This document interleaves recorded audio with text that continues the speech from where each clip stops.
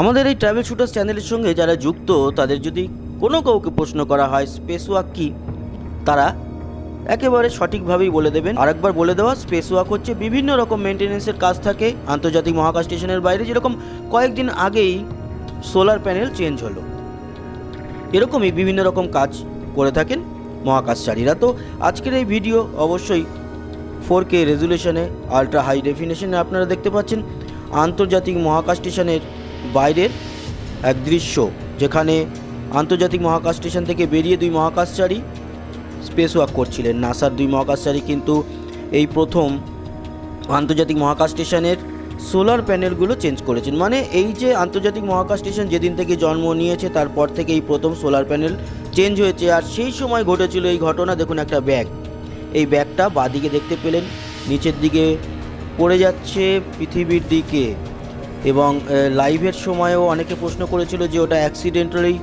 হাত থেকে এই ব্যাগটা বেরিয়ে চলে যায়। ওই যে দেখতে পাচ্ছেন পৃথিবীকে আমরা দেখতে পাচ্ছি 400 কিলোমিটার উপর থেকে, এবং 28,000 কিলোমিটার গতিবেগে এই আন্তর্জাতিক মহাকাশ স্টেশনটি কিন্তু ঘুরছে, এবং সেই সময় কাজ করছিলেন মহাকাশচারীরা। আর সেই সময় দুর্ঘটনাটি ঘটে এবং ওনাদের হাত থেকে ওই ব্যাগটি বেরিয়ে চলে যায়, যেটিকে বলা হচ্ছে অ্যাক্সিডেন্টালি লস এ ব্যাগ। তো তার মধ্যে কি ছিল? সোলার প্যানেলের যে জিনিসগুলো চেঞ্জ করা হচ্ছিল সেরকম নতুন জিনিসপত্র। তো অনেকেই চমকে যায়, অনেক প্রশ্ন আসতে থাকে নাসার কাছে। নাসা প্রথমে খোলসা করে না, পরবর্তী সময়ে ভিডিওটি পোস্ট করা হয়।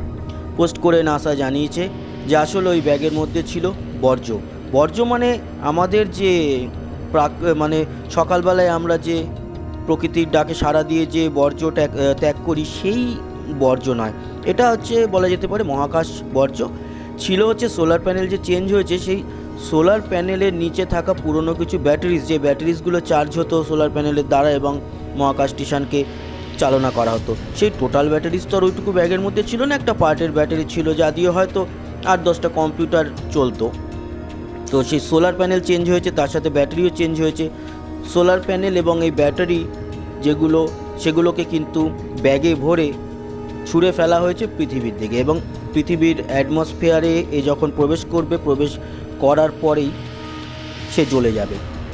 কয়েকদিন আগেই একটা ভিডিও আমি প্রকাশ করেছিলাম, যাতে দেখালাম যে সয়ুজের একটা মডিউল রিটায়ার করলো, এবং তাকে পৃথিবী মডিউলের মধ্যে যখন মহাকাশচারীরা থাকেন তাদেরকে পৃথিবীতে সেই তো অ্যাটমসফিয়ারের মধ্যে থেকে ফেরত আনা হয়। তাহলে কেন সেই সময় আগুন জ্বলে না? খুব ভালো প্রশ্ন। এই নিয়ে আগে আমরা ভিডিও বানিয়েছি, তাও আগামী দিনে আমরা এই পার্টিকুলারলি বিষয়টিকে নিয়ে একটা সেপারেট ভিডিও বানাবো। আশা করি সেই ভিডিও আপনাদের খুব ভালো লাগবে। আর এই যে স্পেস ওয়াকের দৃশ্য 4K রেজুলেশন আলট্রা হাই ডেফিনেশনে আপনাদের সামনে তুলে নিয়ে এলাম আন্তর্জাতিক মহাকাশ স্টেশন থেকে এক্সক্লুসিভ ভিডিও।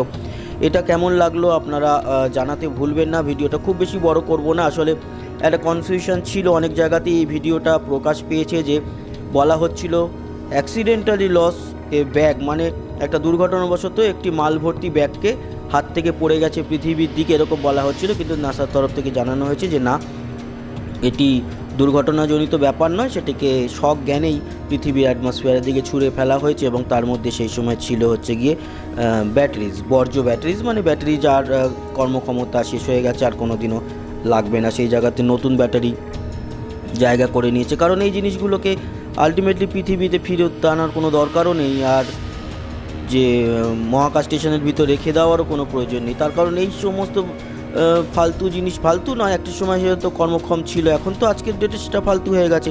তো সেই ফালতু জিনিসকে মহাকাশ স্টেশনের ভিতর রেখে তার ওজন বাড়িয়ে তো কোনো লাভ নেই। আর তাছাড়া মহাকাশ স্টেশনের ভিতর অত খারাপ জিনিসপত্র রাখার জায়গাও নেই, আর তার স্থানও নয় রাখার।